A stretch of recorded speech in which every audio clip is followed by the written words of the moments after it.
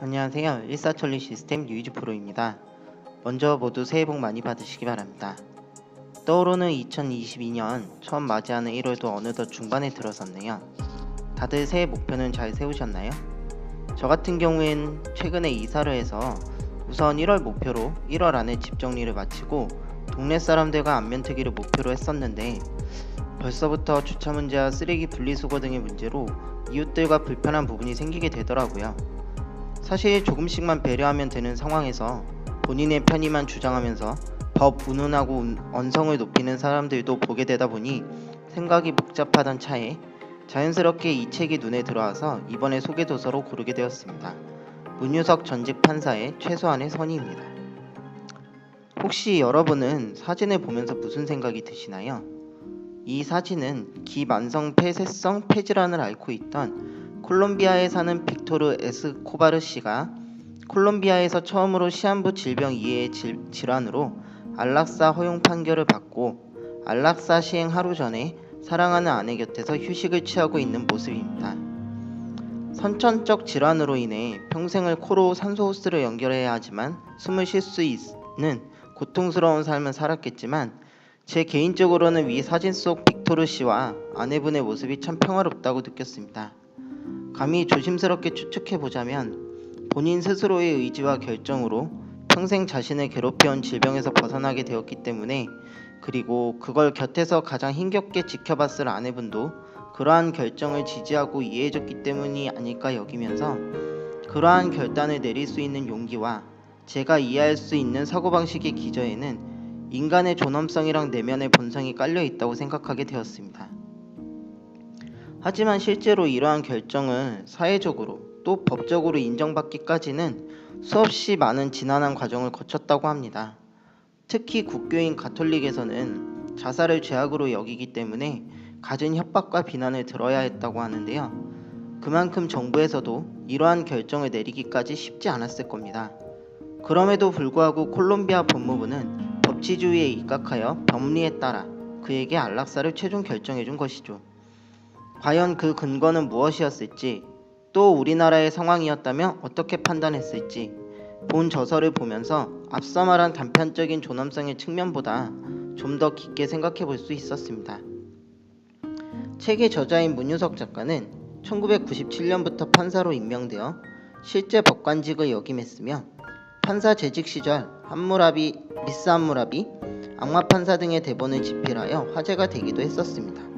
이 외에도 15년도 출판한 개인주의자 선언에서 법이란 것이 단지 제도가 아니라 인간사회에서 어떠한 의미를 지닌 약속인지, 우리 삶의 저변에서 어떤 역할을 하고 있는지를 현직 법관의 입장에서 경험을 살려 생생하게 써내려가 베스트셀러에 오르기도 하였습니다.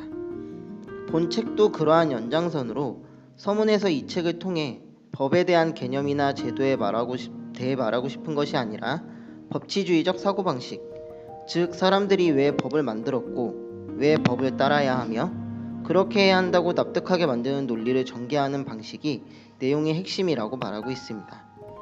전체적인 내용을 제 나름대로 간단히 요약하여 소개해볼까 합니다. 법 자체는 그 제정 주체와 절차에 따라 헌법, 법률, 명령, 조례 등으로 다양하게 구분되어 있고 서로 간에 위계가 있습니다. 법 앞에서 국민은 평등할지 몰라도 법 사이에서는 상위법과 하위법이 있으며 일반법보다 새로 제정된 특별법이 우선되기도 합니다. 하지만 그 최상위에는 헌법이 있으며 헌법 중에서도 모든 법리를 판단함에 있어 가장 우선시되는 규정이 바로 헌법 제10조입니다.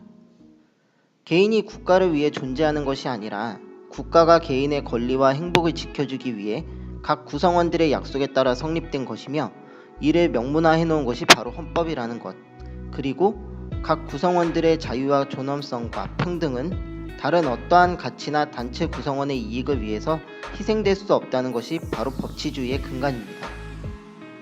우리는 흔히들 법만 잘 지키면 되지 라고 말하며 거기에 저촉되지만 않는다면 상관없다는 듯이 행동하는 경우를 흔히 볼 수 있습니다.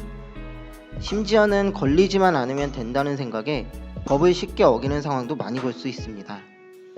하지만 우리가 일상생활에서 아무렇지도 않게 행하던, 특히나 코로나 이전을 떠올리며 많이 그리워하는 것들, 예를 들어 길거리에서 마음껏 떡볶이를 친구들과 웃으면서 나눠 먹고 배낭 하나 둘러맨 채로 훌쩍 해외로 여행도 떠나고 새해를 맞이하는 타종 소리를 들으며 모르는 사람들에게 서로 웃으며 덕담을 나누는 것처럼 정말 사소하고 당연하다고 생각했던 것들이 사실은 사회 구성원들 간의 약속, 규칙, 양보, 거래, 상호 이해, 자제, 존중 등의 개념을 바탕으로 가능했던 것이며 이를 제도화해둔 것이 법입니다. 그래서 저자는 법을 사람들이 서로에게 베풀어야 하는 최소한의 선이며 법치주의는 서로 다른 사람들이 평화롭게 공존하는 사회를 유지하기 위해 필요한 사고방식이라고 말하고 있습니다. 사실 이런 법치주의가 자리 잡기까지 어느 한순간 사람들끼리 협의가 극적으로 이루어져서 등장한 것이 아니라 아주 오랜 옛날부터 영국 권리장전, 프랑스 민주화혁명 등 세계 여러 곳에서 이름 모를 수많은 사람들이 흘린 피를 바탕으로 하나씩 더 나은 삶을 추구하고자 하는 방향으로 개선되어 온 최종적인 결과가 바로 지금의 법 제도일 것입니다. 그러므로 법을 어떠한 규제 수단이나 혹은 넘지 말아야 할 선이 아닌 함께 살아가는 사회를 위한 최소한의 약속이라 여기고 법이 가지는 본연의 의미를 떠올리며 우리의 이웃을 대하는 것이 올바른 민주 시민사회 구성원의 태도일 것입니다. 코로나로 인해 국내 경제 상황은 점점 더 힘들어지고 국제적으로도 전체주의나 민족주의, 국가 우선주의 등이 판을 치며 반지성적이고 분쟁을 유발할 수 있는 흐름으로 많이 흘러가고 있는 것이 요즘 현실입니다. 하지만 이럴수록 한 번 더 위의 말처럼 따뜻한 시선으로 이웃들을 바라봐주는 것이 어떨까요? 저부터 먼저 그간 불편했던 이웃들을 마주치게 되면 사과의 말을 건네봐야 할 것 같습니다. 이상 도서 소개를 마치도록 하겠습니다. 감사합니다.